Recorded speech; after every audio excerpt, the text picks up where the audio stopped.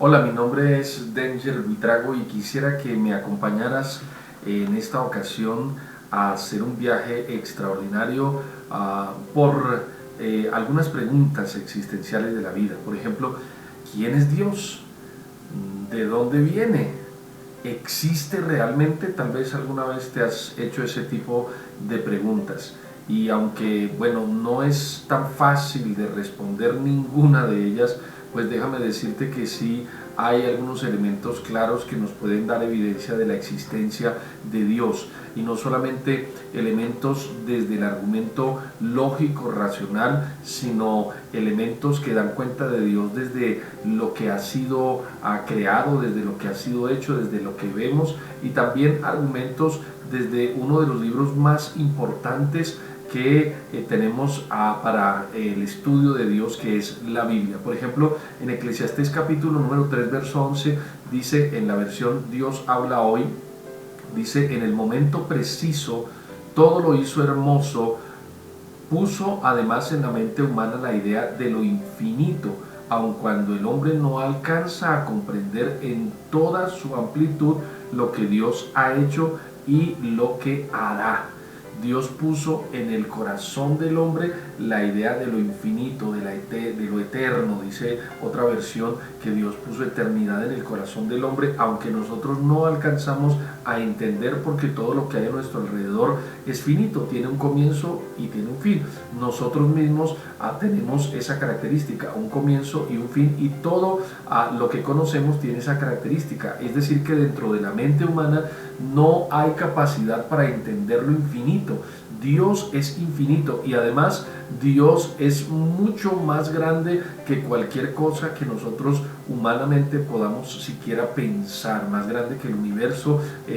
La Biblia dice también que los cielos de los cielos no lo pueden contener. Así que vamos a hablar un poco sobre ese tema.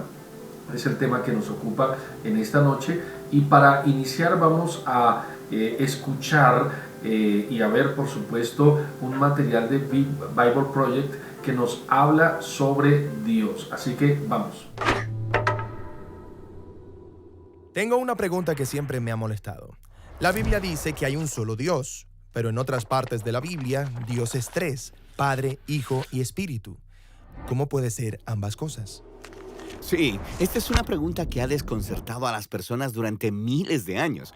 Y aunque no podemos explicarlo completamente, creo que podemos entender mejor lo que no podemos entender completamente. ¿A qué te refieres? Piénsalo así.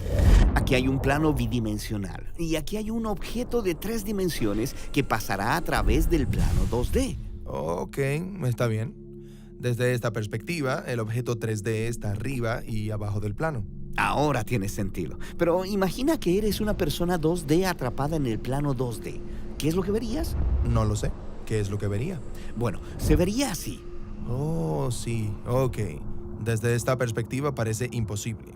Es un objeto, luego dos objetos y luego tres. Pero en realidad todos son uno, solo que no de una manera en que puedes entenderlo. Ahora, tomemos esto como una analogía visual de cómo experimentamos a Dios. La Biblia dice que Dios es trascendente, un ser divino a través de quien vivimos, nos movemos y existimos. O como dice Dios, yo soy. Está bien, pero yo vivo aquí en este universo, así que cuando Dios aparece tendrá sentido en algunas maneras, pero en otras maneras romperá mis categorías. Exactamente. Esto sucede todo el tiempo cuando las personas se encuentran con el Dios de la Biblia. Así que observemos primero cómo sucede esto en las escrituras hebreas. A través de las escrituras hebreas, Dios aparece de maneras complicadas que no encajan completamente con nuestras categorías. Una manera común en la que esto sucede es con los atributos de Dios. Un atributo es una manera de describir cómo es algo. Por ejemplo, una pelota de fútbol es redonda, o Dios es sabio. Sí, genial. Tomemos la sabiduría de Dios.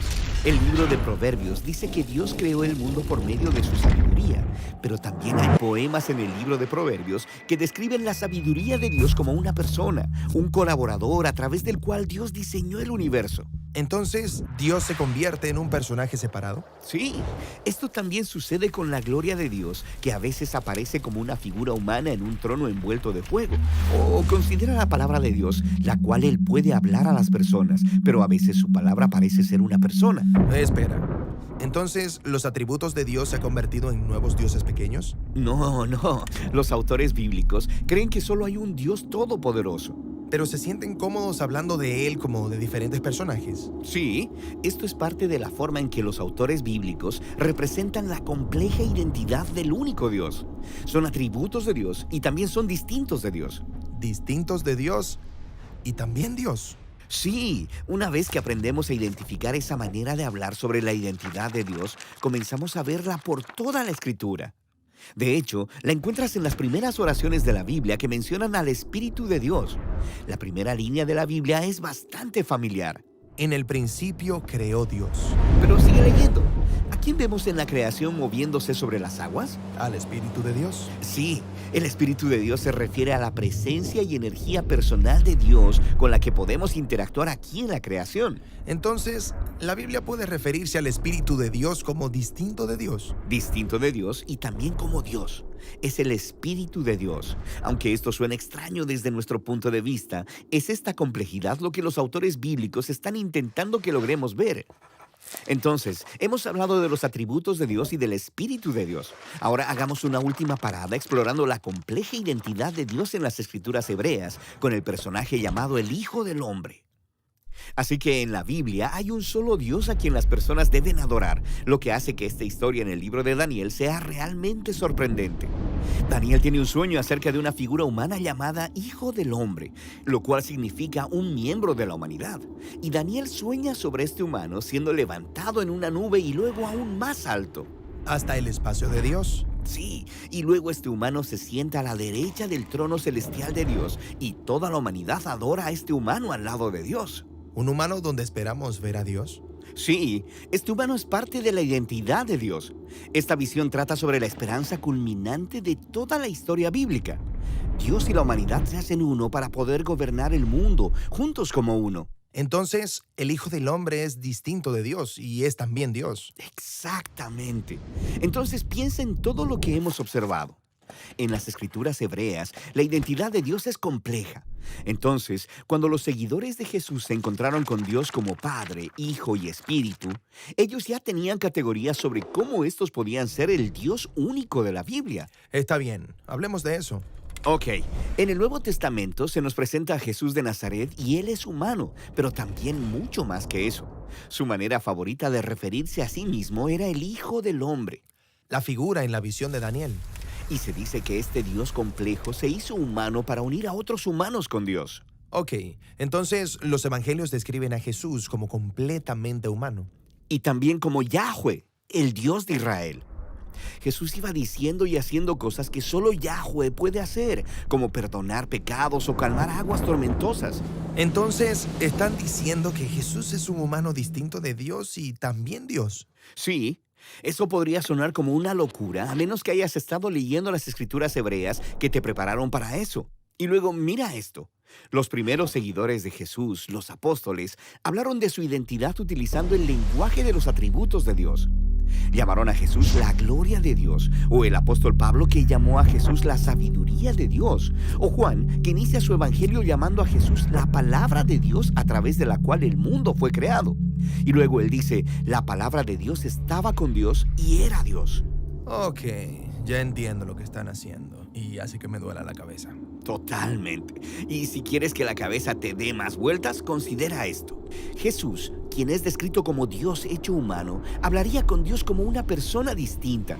Y cuando lo hacía, le llamaba Padre.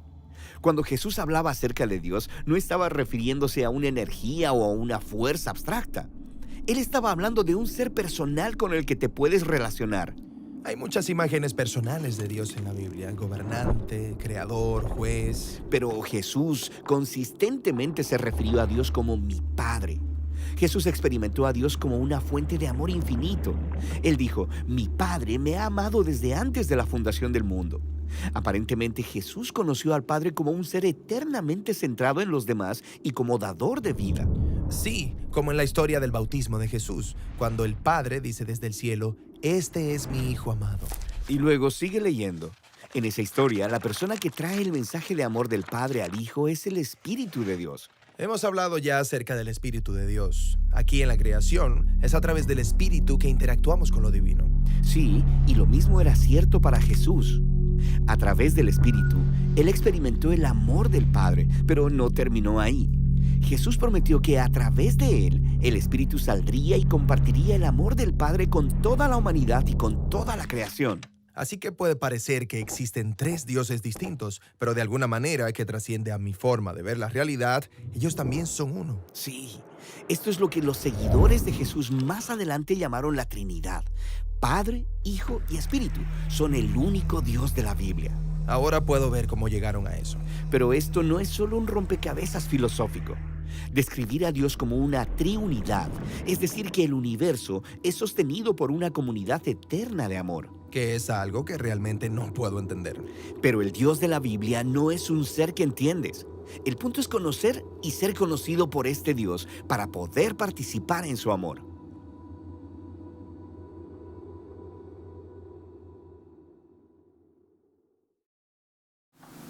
Bien, interesante, ¿verdad?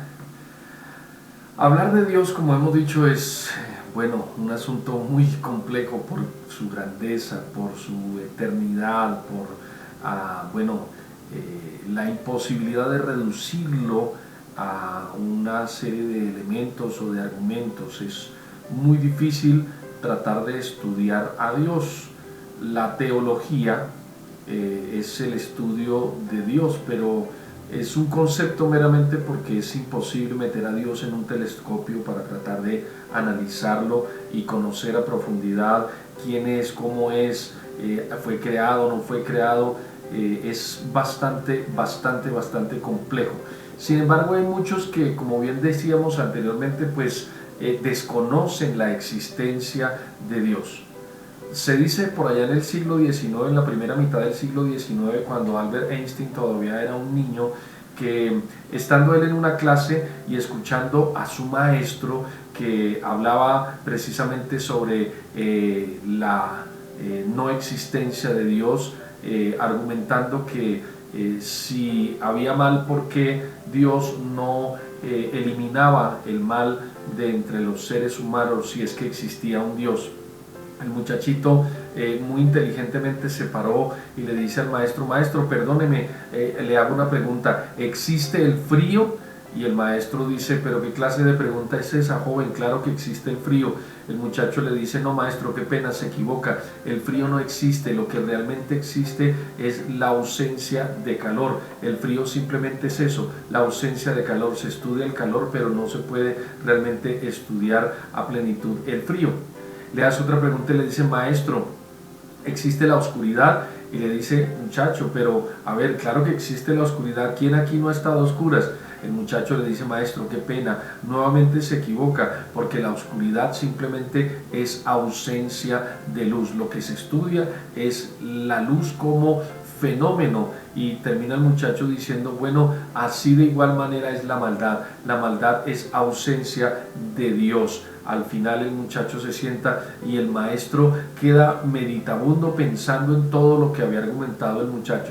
Sabe que algunos simplemente dan por sentado que Dios no existe, simplemente porque no consideran que sea realmente un ser que haya sido creado y que haya dado impulso a todo lo que existe, sino más bien por el contrario dicen que Dios es una invención de la mente humana, y bueno, argumentos que tal vez usted ha escuchado ampliamente. Y quisiera precisamente para dar piso desde la razón a hablar de algunos argumentos sobre la existencia de Dios. Así que permítame, vamos a observar un video que nos va a permitir hablar un poco sobre este tema de los argumentos de la existencia de Dios. Dios existe, y vamos a hablar de los argumentos principales sobre la existencia de Dios. Bien, tenemos 4 argumentos principales y el primero de ellos es el argumento cosmológico. La palabra cosmológico o cosmología es una palabra compuesta. Cosmos significa mundo, universo, orden, limpieza, y logos pues es palabra, estudio, tratado. Así que cosmología es el estudio del universo o del orden. Hay un argumento que plantea desde esa perspectiva la existencia de Dios. El otro argumento es el argumento teleológico, y en ese caso entonces también tenemos una palabra compuesta que nos habla precisamente de este término. El prefijo tele quiere decir, o teleos quiere decir fin, propósito, destino, y logos o logía tiene que ver con estudio, con ciencia. Así que teleológico habla del estudio del propósito o del destino. También hay un argumento que nos plantea la existencia de Dios desde esa perspectiva. El otro argumento es el argumento ontológico. El prefijo onto quiere decir ente o ser, y logía estudio, es decir, es el estudio del ser. Y el último argumento es el argumento moral. Desde allí también hay la posibilidad de decir que si hay moralidad, pues tiene que haber alguien que hizo posible una moral general y universal.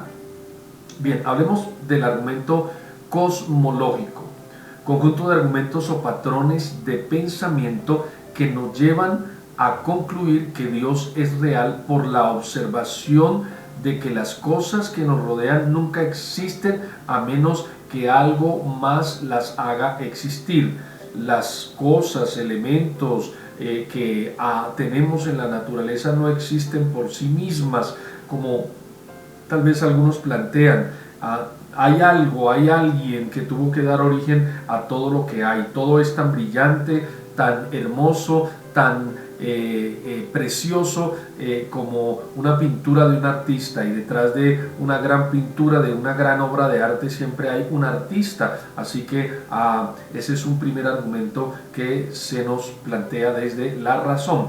Tomás de Aquino, uno de los que habló sobre este tipo de argumentos, un italiano que nació en un lugar llamado Aquino, por eso su nombre es Tomás de Aquino, que para algunos que era, además de filósofo, teólogo, es elevado a la posición de santo, y algunos le dicen santo. Tomás de Aquino expresó esto: vemos en el mundo cosas que pueden existir o pueden no existir. Bien, todo lo que puede existir tiene una causa, pero uno no puede agregar un número infinito de causas. Por lo tanto, debemos asumir algo cuya existencia es necesaria. Por ejemplo, tenemos una manzana, y lo que hizo posible la manzana fue un árbol, y lo que hizo posible el árbol, o lo que está detrás del árbol, es una semilla. Y lo que hizo que esa semilla germinara fue la acción de la tierra con el sol y el agua. Y podríamos decir que hay detrás de cada cosa una causa, pero Tomás de Aquino dice que no se puede asumir que hayan causas infinitas, sino que tiene que haber una causa primera, una causa que da origen a todo, algo que no existe por otra causa, sino que existe por sí misma. Lo que observamos y experimentamos en este universo es contingente, un sistema de cosas contingentes, causalmente dependientes, no puede ser infinito. El sistema de cosas contingentes, casualmente independientes, debe ser finito. Por lo tanto, debe haber una primera causa en el sistema de cosas contingentes. Y hay tres líneas de este argumento cosmológico: Kalam, tomista, leibniziano. Hablemos del argumento cosmológico de Kalam. Kalam es una palabra árabe que significa conversación o discurso. Su principal propósito es demostrar que el universo no es eterno, que necesariamente debió tener un comienzo. Su idea principal es que existen dos tipos de infinito: potenciales o abstractos y reales o concretos. Ya desde este discurso se nos hablan de dos posibilidades de infinito: los abstractos y los concretos.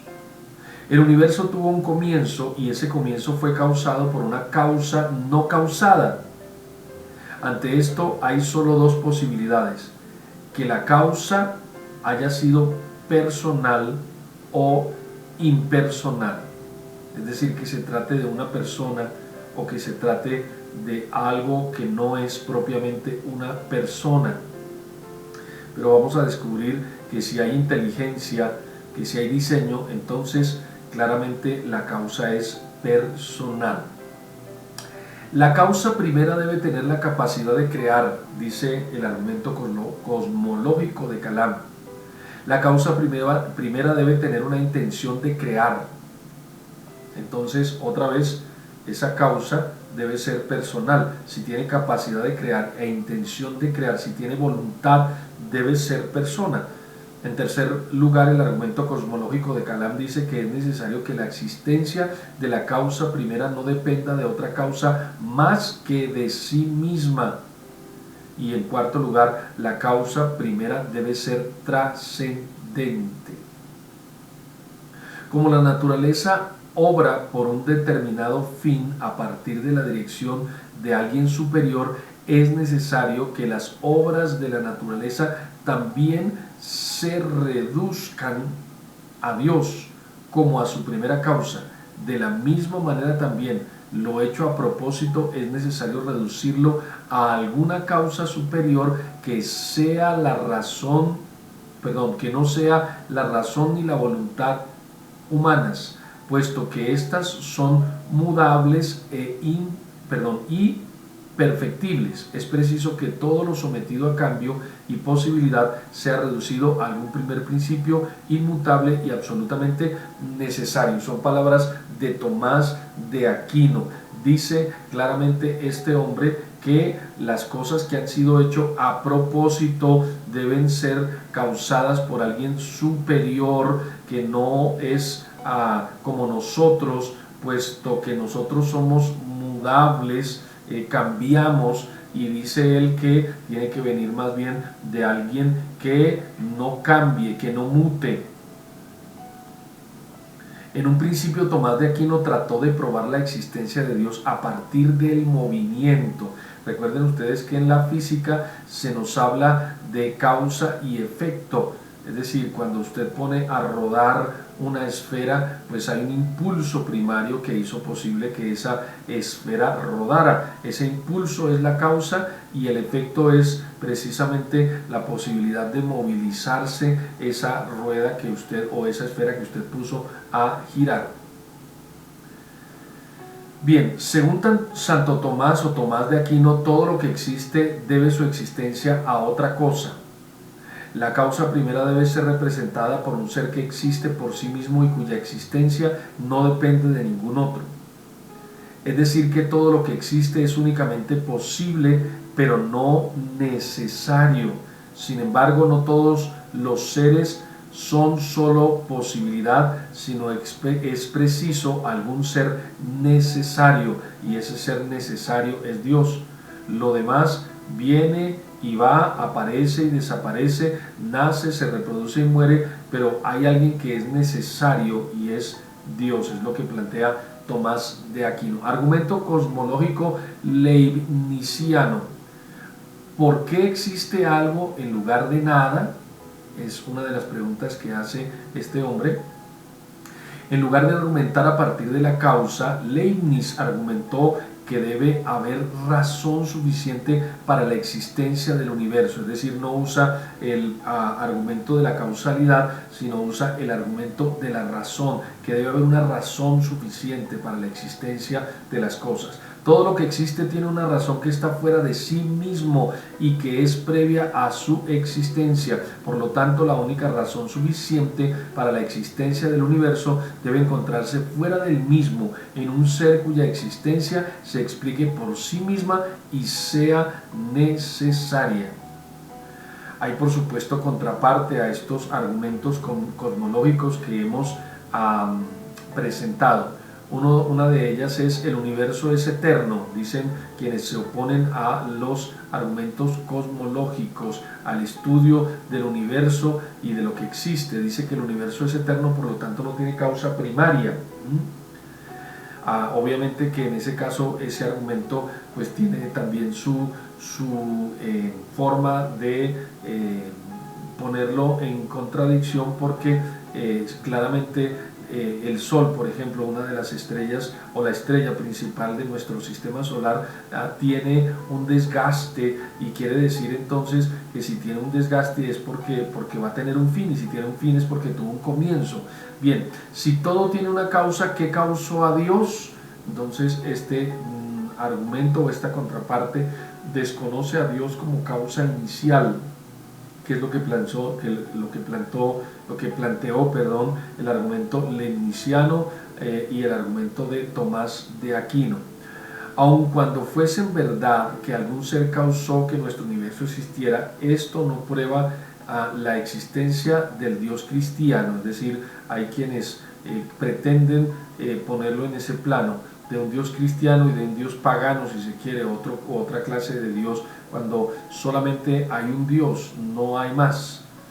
El argumento teleológico del diseño, del propósito, al observar la naturaleza, sean sus expresiones más pequeñas, es decir, en lo micro, o a gran escala, es decir, en lo macro, se puede observar en ella precisión y finalidad, un propósito, un plan. A partir de esa observación se infiere que debe haber una inteligencia superior detrás de todo lo que existe. Si lo que existe tiene un diseño, es porque hay un diseñador. Si cada cosa que ha sido puesto en el universo tiene un propósito, una finalidad, una precisión, es porque alguien se tomó el trabajo de poner esos elementos de tal forma que se engranaran y pudieran entonces articularse unos con otros.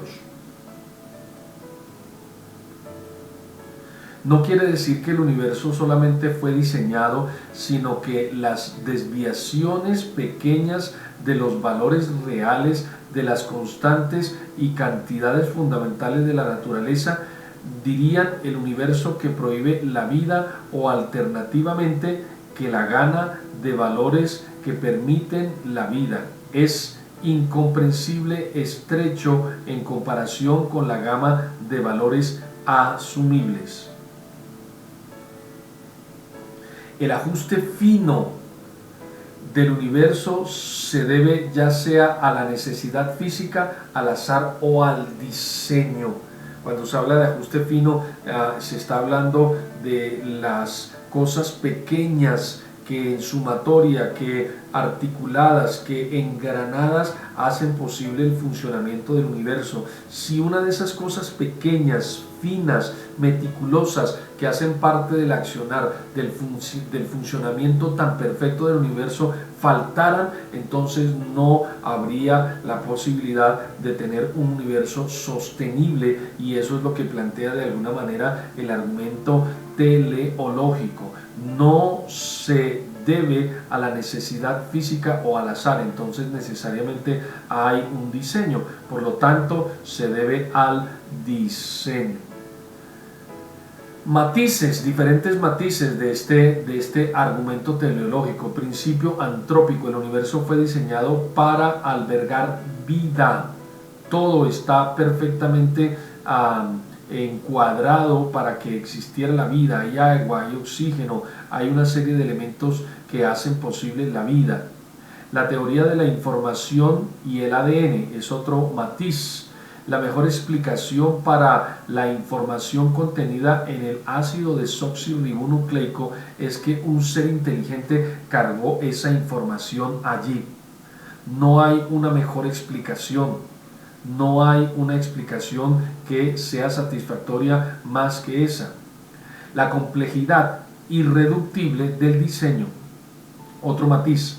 Algunas cosas son tan simples como sea posible y aún así funcionan.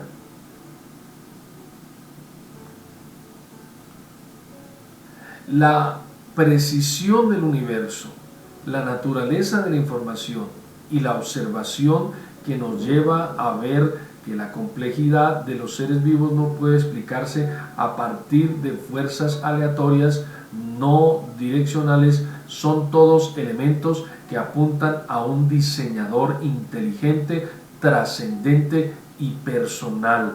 Hay alguien, un ser superior que es capaz de dar precisión, que es capaz de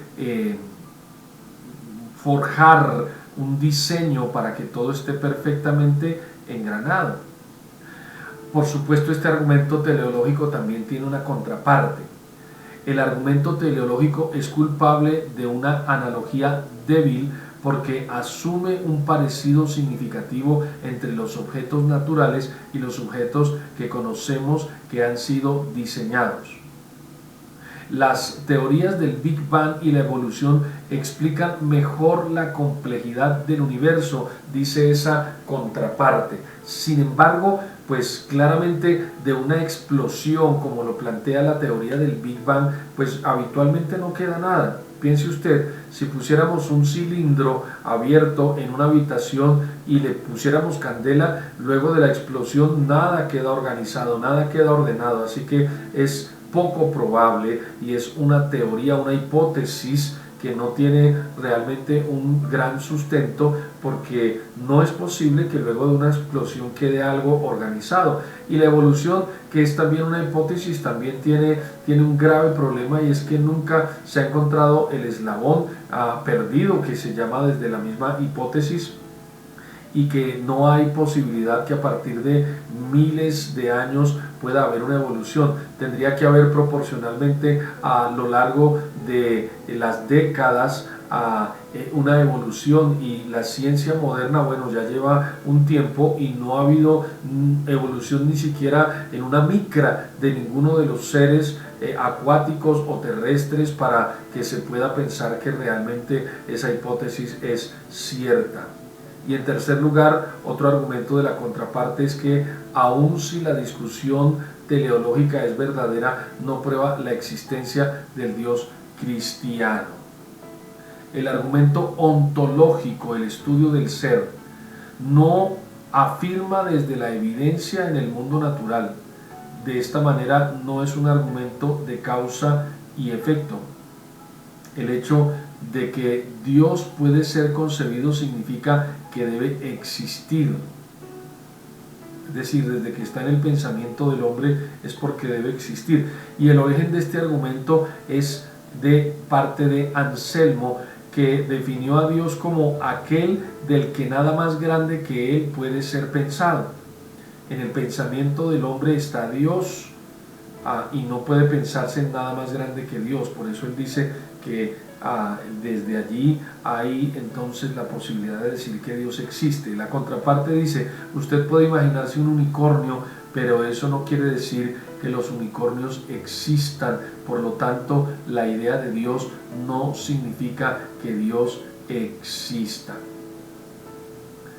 El argumento moral o el argumento axiológico se propone probar que los valores morales deben ser objetivos y universales si han de tener algún sentido. Por lo tanto, su origen debe remontarse a un ser personal y trascendente, a quien las acciones y las motivaciones humanas no le son indiferentes. Es decir, que detrás de la moralidad hay alguien que la puso o puso esos elementos morales como cosas objetivas y universales para todos. Por ejemplo, el tema de la vida es un elemento general, la preservación de la vida es un argumento moral, y podríamos mencionar algunos otros más. Sin Dios la moralidad sería imposible. Debe haber un legislador, Dios, que origine y sostenga la ley moral. Una ley moral universal no puede existir accidentalmente, debe haber una base detrás de ella. Algunos argumentos de nuestra sociedad, por ejemplo, el relativismo dice que las sociedades o los individuos deciden qué está bien o qué está mal, y esos valores varían de una cultura a otra y de una persona a otra. Respecto de la moralidad, pues eso es lo que se plantea desde el relativismo. Debido a que cada cultura se rige por una visión moral particular, y dado que las visiones diferentes entre sí no puede haber moral objetiva. Otro planteamiento de la sociedad es el convencionalismo. Sostiene que cada sociedad decide qué está bien o qué está mal. Si la sociedad define lo moral y lo inmoral, entonces una persona que se rebela contra las leyes de esa sociedad es por definición un inmoral y un delincuente. Otros plantean el subjetivismo de lo ético. La decisión de lo que está bien o lo que está mal pertenece solo al individuo, es decir, que cada uno puede determinar qué está bien o qué no está bien. La Biblia dice que hay quienes a lo bueno le llaman malo y a lo malo le llaman bueno. Es la subjetividad precisamente de lo ético, es decir, el concepto de lo moral se personaliza y se diluye, desaparece y va cambiando de acuerdo a la conveniencia. Lo ético, entonces, según algunos, es simplemente cuestión de conveniencia.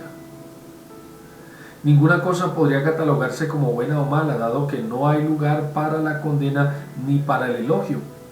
El episodio de las Torres Gemelas para el mundo árabe fue un acierto y celebraron, mientras que para el resto del mundo fue un trágico hecho que trajo muerte, que trajo desolación, que trajo tristeza.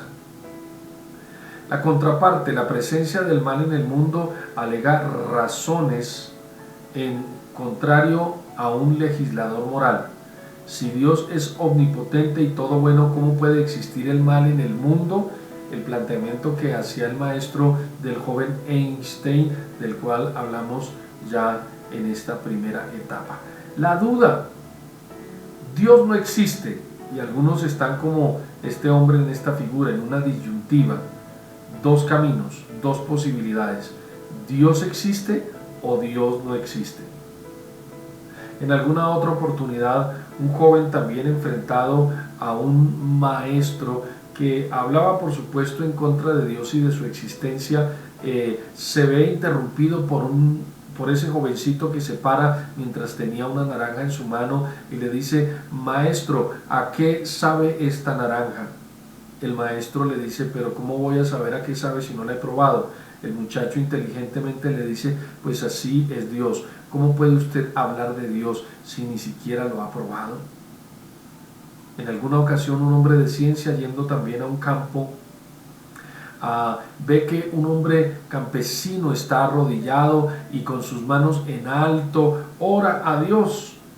El hombre se acerca y le dice: ¿por qué ora al aire? Dios no existe. Y el hombre le dice: mire, yo solamente sé que un día, en un pleno verano, cuando mi cultivo se estaba quemando, hice esto mismo: doblé mis rodillas, levanté mi voz a Dios y rogué con lágrimas a Dios que me ayudara y que guardara mi cultivo. No pasaron muchos minutos antes de que el cielo se oscureciera y una fuerte lluvia cayó. Yo no tengo argumentos, pero desde mi experiencia le puedo decir que Dios existe, dijo el campesino. Dios no existe, Dios es simplemente así. Bien, esos son algunos argumentos que podemos encontrar desde la razón, desde la filosofía, para poder explicar de alguna manera, si se quiere, la existencia de Dios. Bien, si usted tiene preguntas, si usted tiene alguna inquietud, por favor escríbame a este número WhatsApp. Si tiene alguna petición, de igual manera quiere que oremos por usted, puede escribirme y bueno, podemos tener contacto con usted. Gracias por estar allí, gracias por escucharnos. Gracias por inquietarse por conocer más de Dios. Esta es una primera lección de un estudio precisamente con respecto a Dios. Si usted quiere seguir con nosotros, por favor no se pierda el siguiente capítulo. Así que muchas gracias. Permítame orar rápidamente y dar gracias a Dios por este espacio. Señor, en esta hora queremos agradecer por esta oportunidad. Yo te doy gracias por cada uno, Señor, de los que están viendo, Señor, esta transmisión, Padre amado. Dios, permite que sea impactando, Señor, oh Dios, tu misma presencia en la vida de cada uno y de cada una de las personas que se conectan, Señor, oh Padre amado, a este estudio, Dios de la gloria. Gracias, Señor, porque tú no existes, simplemente eres, Señor. No hay forma, Señor, oh Padre amado, de explicarte, y lo que existe es porque tiene un principio y un fin, y tú simplemente eres, Señor. Así de plano se plantea en la Escritura, y te damos gracias por darnos la oportunidad, Señor, de conocerte y de experimentar tu fiel y gran amor. Mis queridos, es un placer, es un privilegio. Mi nombre es Danger Buitrago, y qué bueno que podamos seguir compartiendo este espacio precioso de estudio de la palabra. Un abrazo para todos, Dios les bendiga, hasta pronto.